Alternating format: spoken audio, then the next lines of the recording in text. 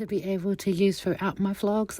This is about build and strengthen or restore young person's connections to their key social environments. So the way I've incorporated this into my vlogs is I did these vlogs with my family. So it shows that it's not just me alone out there doing something. I'm with a group of people. So this can help young people to be like, hey, I want to do that. I want to do that with a group of friends. I'm going to do that with my family, or, so it helps them build that connection and relate in positive relationships within their life, their key relationships. But it also connects them to their social environment and everything around them, and can help them to create a positive connection with their key social environments and their key people.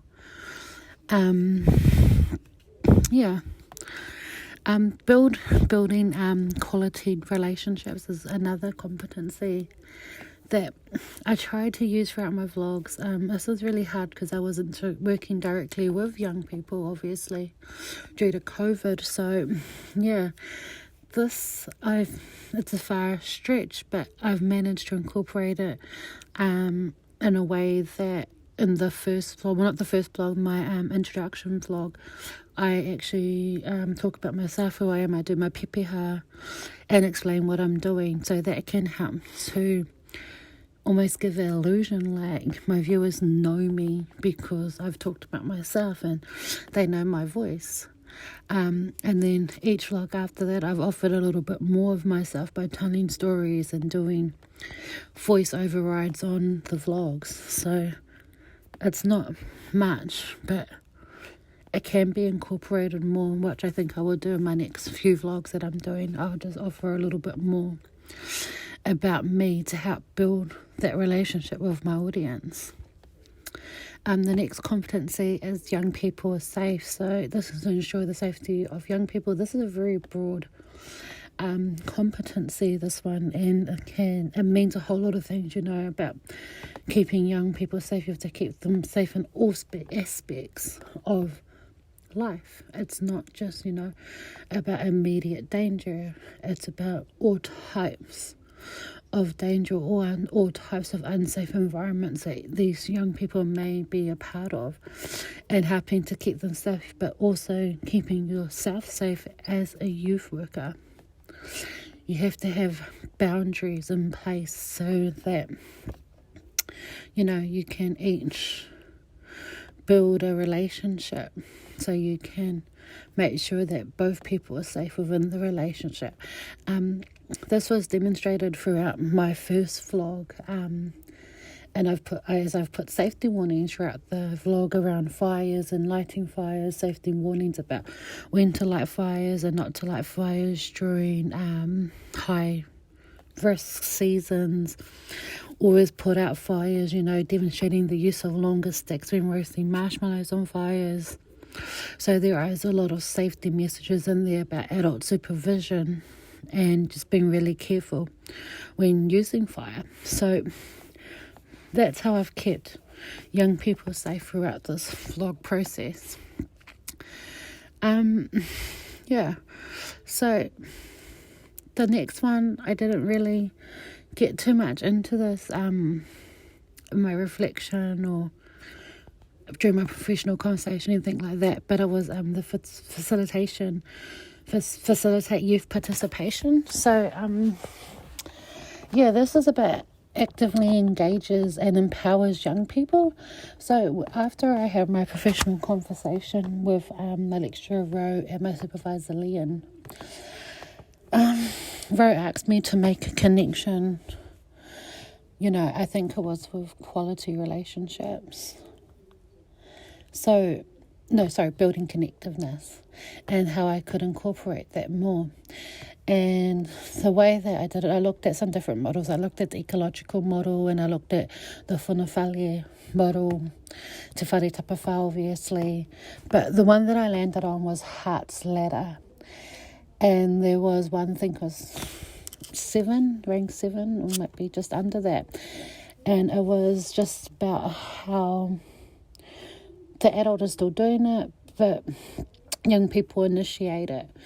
And I know it was really hard to use the participation of youth within these vlogs, but what I could have done to incorporate that was maybe had a poll or, something along those lines that I could have set up that young people could have voted about what they would want to see in the vlogs. This would initiate, youth participation within my vlogs. Obviously I can't do that now because I've nearly completed them all, but for future practice, that's something that I could have really looked into. And the last competency that I'm going to be talking about is competency 9, and that's reflective practitioners, and that's just interrogate experience theory, research and reflection into own practice, incorporating the needs of the young person. So reflective practice. So it's not very visible throughout the videos, throughout the vlogs as such. But there was a lot of this happening behind the scenes. When I sent in my first vlog, and I got feedback on there was a lot of reflection that went into that. I was told to try and incorporate certain things like voiceovers and warnings and safety messages. And, kind of upset me a little bit in the first instance, because I felt like I was being told that, your video is not good enough and you need to add this. But after reflecting on that and, understanding that they were trying to help me to improve my videos, I took that on board, and then I incorporated, a lot more stuff into my vlogs. And after rewatching them, I was like, well, they're right. I really think my vlogs, over the top, from being mediocre to, becoming something better. So,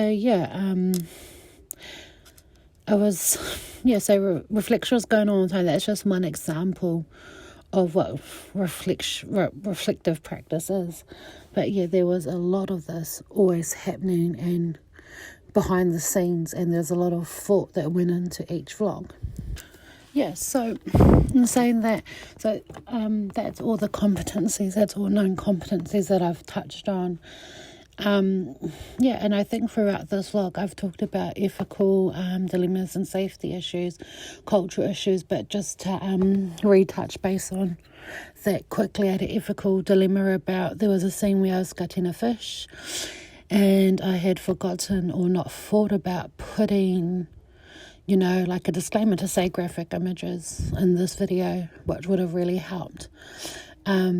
Safety issues in my first vlog, I didn't originally have safety warnings in my vlog.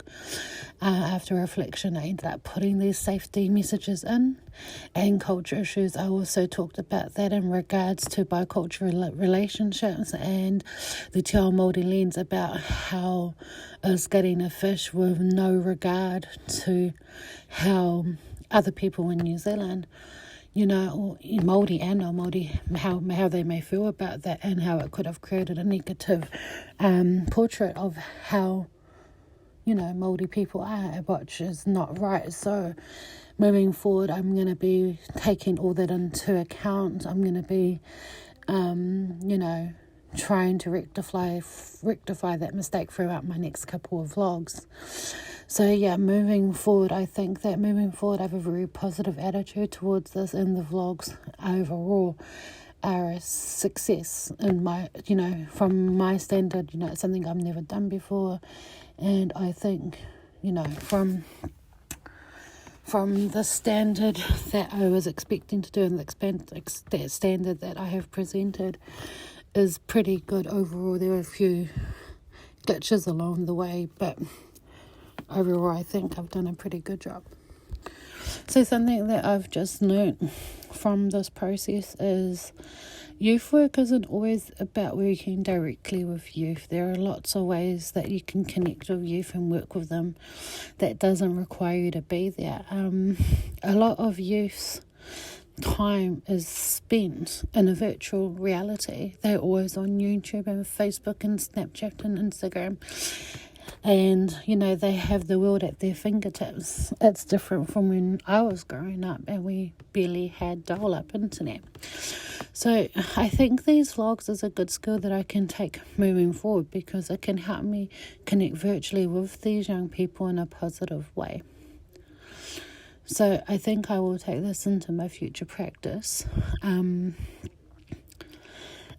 Obviously, the next time if I ever do create vlogs again, I will get young people's input first about what they would like to see and what they would like to watch or listen to, and connect with them virtually, because a lot of their world is a virtual world.